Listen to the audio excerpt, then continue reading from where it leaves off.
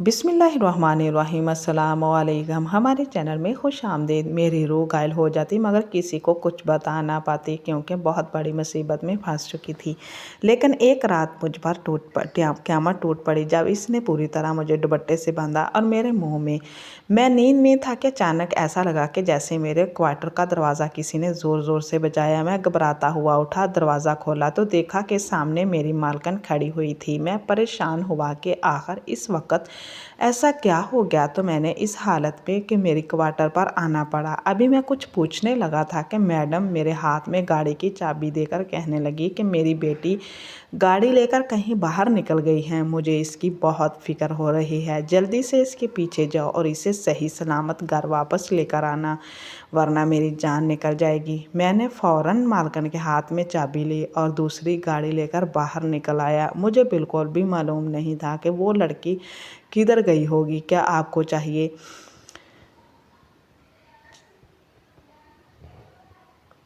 एक तरफ को गाड़ी भगाने लगा। मुझे इस वक्त मैडम साहबा पर बहुत सख्त गुस्सा आ रहा था। ये दौर तो इसको दिन के वक्त पड़ते रहते थे, जब जी चाहा मुंह उठाया और गाड़ी लेकर निकल गई। लेकिन आज ये पहली बार था। मैवश रात को भी इसने ये काम किया। अब भला मैं आधी रात को मालकिन की बेटी को कहाँ कहाँ तलाश करता, मगर मुझे हर हाल में इसे तलाश करके घर लेकर जाना ही था क्योंकि मालकिन को परेशान नहीं देख सकता था। 2 घंटे की तलाशी के बाद आखिर मुझे सड़क किनारे मालकिन की लड़की नज़र आ गई, मगर एक समुंदर देखकर साकब रह गई क्योंकि ये वो लड़कों के साथ बैठी हुई थी। वो तीनों इसके और ध्रुवीत एक दूसरे से हंस हंस कर बातें कर रहे थे। दुनिया जहाँ से बेखबर ऐसे बैठे थे जैसे यूरोप का कोई मुल्क हो, मगर अब तुम लोगों ने इसे भी अमेरिका बनाने की कोई कसर नहीं छोड़ी। वो लड़के अपने चाल से किसी शरीफ घर के नहीं लग रहे थे, जबकि मालकिन बहुत शरीफ घर की लड़की थी। हसीन लड़कों के साथ देखकर मुझे बहुत हैरानी हुई। वो दुख भी खैर। मैं जल्दी से आगे बढ़ा और मालकिन को साथ लान चलने को कहा, मगर इसने मुझे इन लोगों के सामने थप्पड़ मार दिया। मुझ पर चिल्लाने लगी, अपनी औकात में रहो, तुम होते कौन हो इस पर हुक्म चलाने वाले? नौकर हो तो नौकर। ये सुनकर मेरे तो रंग ही उड़ गए। मैंने मेरा चुपचाप ऐसे सलूक भी करेगी। इससे पहले मैं कहीं ऐसा हुआ यूँ ही गाड़ी निकाल कर ले जाती थी और मैं मालकिन के कहने पर इसे ढूंढने निकल जाता था और घर भी ले आता था। और मेरे सबके सामने इस सामने इसने मुझ पर कभी हाथ नहीं उठाया था, लेकिन अब यूँ अपने दोस्तों के सामने मुझ पर हाथ उठाने लगी, थप्पड़ भी मार दिया। अरे मेरी जो मेरी बर्दाश्त से बाहर था। हाथ जोर ज़बरदस्ती से कार में बिठाया। मैंने इसके दुपट्टे से इसके हाथ बांध दिए और अपने मफलर से इसके पाँव बांधकर इसके मुंह में गाड़ी साफ़ करने वाला कपड़ा ठोस दिया। इस वक्त मैं शदीद गुस्से में था और मुझे समझ नहीं आ रहा था कि मैंने ये ठीक किया या नहीं। लेकिन मैं जब इसे लेकर घर गया तब मुझे अंदाज़ा हुआ कि मैंने अपने गुस्से में ये क्या कर दिया। अगर मालकिन अपनी बेटी को इस हालत में देखा तो मुझ पर गुस्सा करेगी, लेकिन अब क्या हो सकता है। जैसे ही मैं गाड़ी अंदर लेकर गिर गया तो मालकिन पहले से ही वहाँ पर इंतज़ार में खड़ पाई। वो बेचैनी के आलम में इधर उधर टहल रही थी। उन्होंने अपनी बेटी को भी इस हाल में देखा तो बजाय मुझ पर गुस्सा करने के एकदम से चुप हो रखी। मुझे हैरत हुई कि मालकिन ने मुझे डांटा क्यों नहीं। मैंने इनकी लाडली बेटी का क्या हाल कर दिया। अपनी माँ के पीछे जाकर वो मेरी शिकायत करने लगी, इस नौकर ने मेरे दोस्तों के सामने मेरी बेइज्जती की है। मैं आपसे कह रही हूँ कि इसकी नौकरी से निकाल लें। सर पर चढ़ गया है। मालकिन की बेटी शोर मचाने लगी, मेरी जान पर बनी। मालकिन ने मुझे कुछ नहीं कहा बल्कि इससे साथ लेकर अंदर चली गई। मैं भी गहरी सांस अब क्वार्टर में आकर दोबारा सोने के लिए लेट गया, लेकिन अब नींद नहीं आ रही थी। आधी रात तो गुजर चुकी थी। मैं इस घर में पिछले 3 सालों से मुलाजमत कर रहा था। मेरा काम घर का सौदा सर्फ लाना था, मगर फिर आस्ता आस्ता मैं इस घर की सारी जिम्मेदारियां मालकिन ने मुझ पर सौंप दी। मालकिन के शौहर तो बाहर होते थे, वो सारा दिन घर से बाहर होती थी। कभी इनका बिजनेस के सिलसिले में घर से बाहर रहना पड़ता था, कभी पार्टीज़ वगैरह की मसरूफियात जिन बड़े लोगों के चौंचले होते हैं। मैं भी कभी सोच ही नहीं पाया था कि घर पे जो शख्सियत हर वक्त मौजूद पाई जाती है वो मालकिन की बेटी मैवश है। साहब मुलाजमन मालकिन कहाँ जाते क्या करते थे। शुरू शुरू में मैं जब यहाँ आया तो मैं इससे आमना सामना बहुत ही कम होता था क्योंकि तब वो अपनी पढ़ाई के सिलसिले में मसरूफ़ रहते थे। लेकिन गुज़श्ता 1 साल से क्योंकि इसकी पढ़ाई भी ख़त्म हो चुकी, जब वो घर पर ही थी, मैंने इसके हवाले से मुझे कहने लगी कि तुम्हें पता है कि पढ़ाते। मैं ये सुनकर बहुत हैरान हो गया। तो बाद में कई बार मैंने अपनी आंखों से भी देखा कि वाकई इसके दौरे पड़ते हैं, लेकिन जब ऐसा होता तो एक बार बहुत ही हैरानकिन होते थे। वो गाड़ी लेकर निकल जाती थी। मालकिन मुझे इसके पीछे भेजती, जाओ इसे लेकर आओ, क्योंकि इस हालत में वो जाकर लड़कों से दोस्तियाँ करती, इनके साथ बैठकर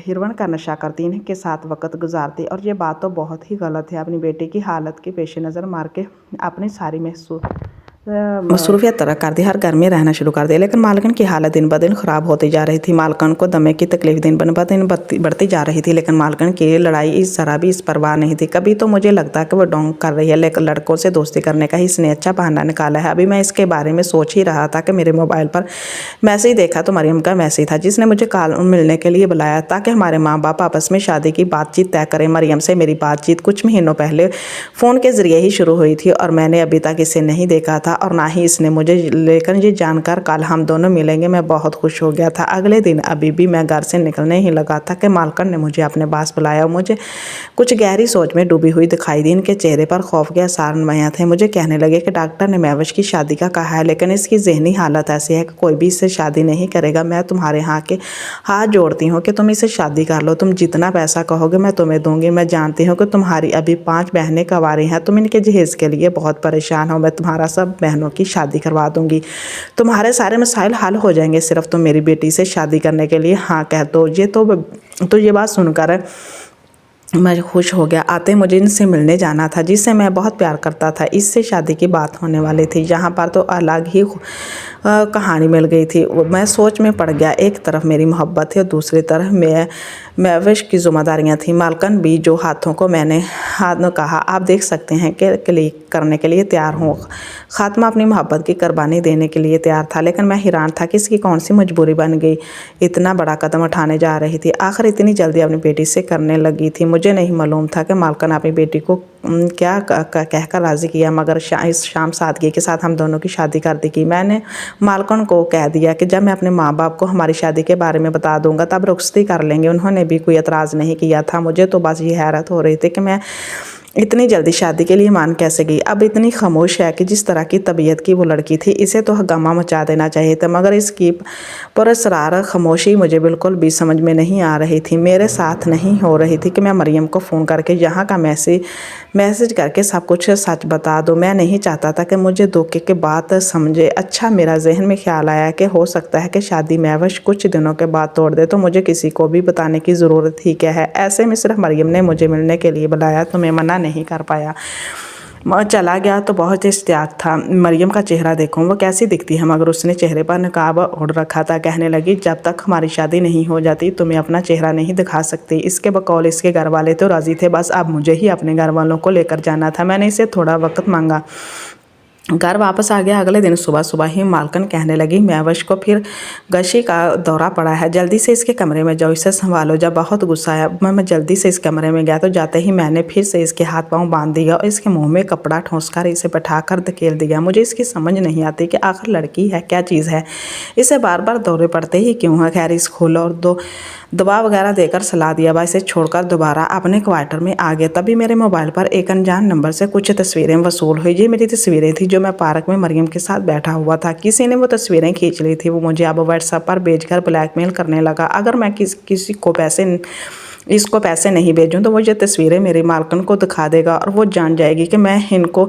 बेटी को धोखा दे रहा हूं। मैं एकदम से घबरा गया। अभी थोड़े दिनों पहले ही मालकिन 3 बहनों की शादी के लिए मुझे काफ़ी सारी पैसे दे रही थी। मैं इससे बहनों की शादी के बाद कुछ पैसे बच गए थे। मैंने फौरी जितने पैसे इसने मांगे इसे दे दिए। मुझे सोच कर ही पसीने आने लगे कि ये कौन शख्स है जो मेरे बारे में इतना राज जान गया है। मैंने तो मरियम को इसको अभी तक किसी को भी नहीं बताया था। कोई तो था जो मेरी जासूसी पर लगा हुआ था। मुझे ये शक हुआ कहीं घर के वो मुझसे जलते होंगे, क्योंकि अब वो मेरी हैसियत इस घर के दामाद की हो गई थी, तो इसीलिए मुझसे जलने लगे होंगे। खातर कोई ये काम कर रहा है। अगले चंद दिन मैंने महतात होकर गुजारे है, एक पर नज़र रखता, लेकिन मुझे किसी पर भी शक नहीं हुआ। चंद दिन बाद फिर से मरियम से मिलने के लिए जाना हुआ। इस बार मैं बहुत महतात हुआ कर गया, कोई भी मेरा पीछा ना कर सके। लेकिन वही हुआ जिसका डर था। किसी ने फिर से हम दोनों की तस्वीरें वीडियो बना ली। मुझे फिर से वो भेजकर ब्लैकमेल किया। मैं अगर इससे की मतलूबा पैसे नहीं पहुँचाता तो ये तस्वीरें भी इन्हें मालकिन को दे देगा। मुझे तो समझ नहीं आ रहा था कि मेरे साथ हो क्या रहा है। अगर मेरी नीयत अपनी मालकिन को धोखा देने की हरगिज़ नहीं थी, लेकिन मैं सिर्फ इसी वजह से मरियम से भी राब्ता नहीं तोड़ रहा था, क्योंकि मुझे मालकिन की बेटी का भी एतबार नहीं था। वो नहीं तो ऐसा ना होता, मैं मरियम से भी हाथ धो बैठता। मैंने इस बार साफ इनकार कर दिया। लेकिन इस शाम को मुझे बुला लिया। मैं बहुत डर गया, खुदा जाने क्या बात होगी, लेकिन वो मेरी तारीफ़ करने लगी। हम भी शुक्रिया अदा करते हुए कहने लगे कि मेरी बेटी ठीक हो रही है और ये सिर्फ तुम्हारी वजह से हुआ है। जानते हो कि इसकी हालत क्यों हुई थी? क्योंकि वो बचपन ही से प्यार की भूखी रही है। मेरा सारा वक्त तो घर से बाहर ही गुजरता था और इसका कोई भी साथी नहीं था, इसीलिए वो चिड़चिड़ी नफसियाती हो गई थी। इस हालत में ऐसी हरकतें करती रहती थी जिससे मैं परेशान होती थी, क्योंकि वो अपनी हालत का कसूरवार मुझे समझती थी। इसी रात जिस तरह तुमने इसे कंट्रोल किया, मैं समझ गई कि सिर्फ तुम ही इसे हैंडल कर सकते हो, इसलिए मैंने तुम दोनों की शादी करने का शुक्रिया अदा किया। सब कुछ सही हो रहा है, फिर भी मैं चाहती हूँ कि ये रिश्ता तुम दोनों की मर्ज़ी से ही आगे बढ़े। मालकन ने इस वक्त अपनी बेटी को बुलाया, इससे पूछा कि अगर तुम चाहती हो कि अपनी ज़िंदगी इसके साथ गुजारो तो मुझे बता दो, अगर नहीं तो मैं तुम पर ज़बरदस्ती नहीं करूँगी। मैंने बेख्तियार सुकून का सांस लिया। अगर वो कभी मेरे साथ नहीं रही लेकिन मुझे हैरत का शदीद झटका लगा जब उसने कहा कि मुझे कोई एतराज़ नहीं। वो क्या रही थी, कहीं इसकी बार मुझे पागल बनाने की कोशिश तो नहीं कर रही थी। वो नफसियाती हो गई थी तो क्या पता अभी भी वो नफसियाती ही हो, मुकम्मल तौर पर ठीक ना हुई हो, जिन्हें तो मेरे साथ रहने की बात कर रही थी, वरना तो मुझे पसंद ही नहीं करती थी। मगर इस रात मालकन ने मुझे अपने कमरे में बुला लिया और कहा कि मेरी बेटी का गलत लड़कों के साथ उठना बैठना था, इसीलिए अनजाने में उससे गलती हो गई। मगर अब वो इस गलती की वजह से बहुत पछता रहा था, इसलिए वो तुम जैसे शरीफ लड़के के साथ शादी करके इज्जत और सुकून वाली ज़िंदगी गुजारना चाहती है। तो मुझसे जितना भी पैसा मांगोगे मैं तुम्हें ज़िंदगी भर देती रहूँगी, लेकिन प्लीज़ तुम शादी के बाद मेरी बेटी को इस गलती का ताना मत देना। मालकन की बात सुनकर मेरे होश उड़ गए, क्योंकि वो जिस गलती का कह रही थी वो बहुत बड़ा गुनाह था जिसे वो मेरे सर पर डालना चाह रही थी। अब मुझे समझ आ रहा था कि मालकन ने आखिर इतना पैसा मुझे क्यों दिया था और क्यों वो अपनी बेटी की शादी इसलिए इमरजेंसी में मुझसे ही करवाना चाह रही थी। मगर मैं मालकन से बहुत सारा पैसा ले चुका था, मेरी ज़ुबान और हाथ पांव बंधे हुए थे, इसलिए मैं चुपचाप बैठा रहा। मालकन ने समझा कि मुझे इस बात पर कोई एतराज़ नहीं, इसलिए वो अपने कमरे में चले गई। जब कि मैं वहाँ से उठकर मालकन की बेटी के पास आ गया ताकि इसे पूछूँ आखिर इसने अनजाने में इतनी बड़ी गलती कैसे कर दी थी। मैं इसे यही पूछने के लिए इसके कमरे में गया तो कमरे में मौजूद नहीं थी, शायद वाशरूम में थी। इसने वक्त गुजारी की खातर देखना शुरू कर दिया, क्योंकि मुझे एक तरफ बुर्का टंगा नजर आया तो मैं शदीद हैरान हुआ कि आगे बढ़ा कि बुर्के का यहाँ पर क्या काम है। मैं भी इसका एक मॉडर्न लड़की है, भला बुर्कों को पहनेंगी। खैर मैंने इतना ज़्यादा गौर नहीं किया और वहीं पर खड़े खड़े मरियम को मैसेज किया, मुझे तुमसे बहुत ज़रूरी बात करनी है। मैं चाहता था कि बाबर मिलो तो सब कुछ सच सच बता दो, लेकिन मेरे सर पर तो क़यामत ही टूट पड़ी। जब बैल की आवाज़ कमरे में महविश के फ़ोन से आई, मैं चौंक गया और अपने फ़ोन से बेख्तियार महविश के नंबर डायल किया तो मेरे खदशात की बदतरीन तस्दीक होगी, क्योंकि महविश का मोबाइल रिंग हो रहा था। मेरे तो होश ही उड़ गए। ये राज जानकर महविश मरियम बनकर अब तक मुझसे बात कर रही थी। बैल की आवाज़ सुनकर वो जल्दी से वाशरूम से बाहर आई। मुझे देखकर वो हैरान हुई, लेकिन इसने अपना फ़ोन को पकड़ना ज़रूरी समझा। जब इसकी नज़र मेरे नंबर और मेरे हाथ पर मोबाइल पर पड़ी तो वो सब जान गई। मुझे अभी भी यकीन नहीं हो रहा था कि मैं इसके मुँह से सुनना चाहता था। मैंने कहा, ये सब क्या है? क्या तुम ही मरियम हो? मुझसे आज तक बात करती रही हो? तो वो शर्मिंदा होकर कहने लगी, हाँ मैं ही मरियम हूँ। मैं तुम्हें सब बताती हूँ। बचपन से ही मैं माँ बाप के प्यार को तरसती रही थी, मेरे पास इनके लिए वक्त ही नहीं था। इस चीज़ ने मुझ में बहुत सारी एहसास महरूमी पैदा कर दी। मैं एक अलग दुनिया बसा कर रहने लगे। हमें ख्याल में हमें मेरा एक प्यार करने वाली फैमिली होती, लेकिन जब तक तलीम मुकम्मल हुई मैं घर पर रह कर भी नफसियाती हो गई थी। फिर उन्हें एक दिन अचानक मम्मा ने किसी काम के सिलसिले में तुम्हारा नंबर दिया। मेरे जहन में एक शरारत है, मैं भी तुम्हें मरियम बनकर मैसेज किया। फिर आस्ता आस्ता हमारी बात होने लगी। मुझे आवाज़ बदलने में महारत हासिल है, इसलिए जब भी तुमसे कॉल पर बात होती थी तो पहचान ही नहीं पाती थी। मैं मरियम नहीं महविश हूँ। शुरू में तो मेरा मकसद सिर्फ तुम्हें तंग करना था, मगर जब तुम्हारी मरियम के लिए फ़िक्र देखती, इन्हें के लिए प्यार भरे जुमले सुनती तो मैं रफ्ता रफ्ता इसकी आदी होती चलेगी। फिर मुझे दौरे पड़ते गए, कोई लड़का मरियम से इतना प्यार क्यों नहीं करता। लोगों को प्यार हासिल करने के लिए लड़कों से दोस्ती करने लगी, अपना काम बुलाने के लिए नशा का सहारा लेने लगी। फिर रास्ता नहीं चला कि एक दिन का मैंने अनजाने में एक बड़ी गलती कर दी। खुद अपनी कैफियत समझ नहीं पा रही थी। जब वो चाहे तो मुझ पर बहुत बड़ी क़यामत गुजर चुकी थी। टेंशन के बारे में मुझे सारी सारी रात नींद नहीं आती थी, क्योंकि मेरी माँ का ख़ानदान में एक वक़ार था, मेरे बाद लोगों में बहुत इज्जत थी, लेकिन अब मेरी वजह से सब कुछ ख़त्म होने जा रहा था। इससे पहले कि बात बात और बिगड़ जाती, मामला मेरे हाथ से निकल जाता। मुझे मजबूरन होकर अपनी माँ को सब कुछ बताना पड़ा। मैं जानती थी कि मैं अनपढ़ ऑफर टूट पड़ेगी। फिर जब अम्मी ने तुमसे शादी करने के लिए कहा तो मैं चाहने के बावजूद भी इनकार ना कर पाई। हालांकि मैं इनकार करना चाहती थी। इस दिन पार्क में मैं जब तुमसे मिले तो मैंने ही अपने दोस्तों को हमारी तस्वीरें खींचने के लिए कहा। फिर मैंने ही तुम्हें मैसेज करके रकम के लिए तंग किया। मैं तुम्हें परेशान देखने जाती थी।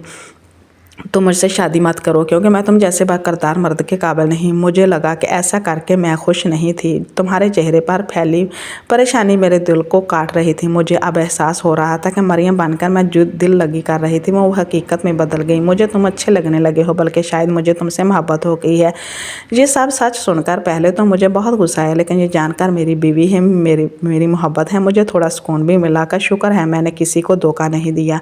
महविश ने मुझसे माफ़ी मांगी तो मैंने इसकी गलती भुला दी। आंखों देखी मक्खी निकालना आसान काम नहीं था, लेकिन मैंने अपने दिल पर पत्थर रख लिया क्योंकि एक तो मेरा माली मफाद था, दूसरा महविश अब बदल चुकी थी। इसने दिल से तौबा कर ली थी और आपके हजूर माफ़ी भी मांग ली थी। तौबा करने वाले को अल्लाह की माफ़ कर देता है। फिर मैंने इसे भी माफ़ कर दी। इसने मुझसे वादा लिया कि आप पुरानी बातों को भूल करें, एक नई ज़िंदगी का अच्छे तरीके से आगाज़ करेंगे। मैंने हामी। प्लीज़ हमारे चैनल को सब्सक्राइब करें ताकि आपको अच्छी वीडियो सुनने को मिले। अल्लाह हाफिज़।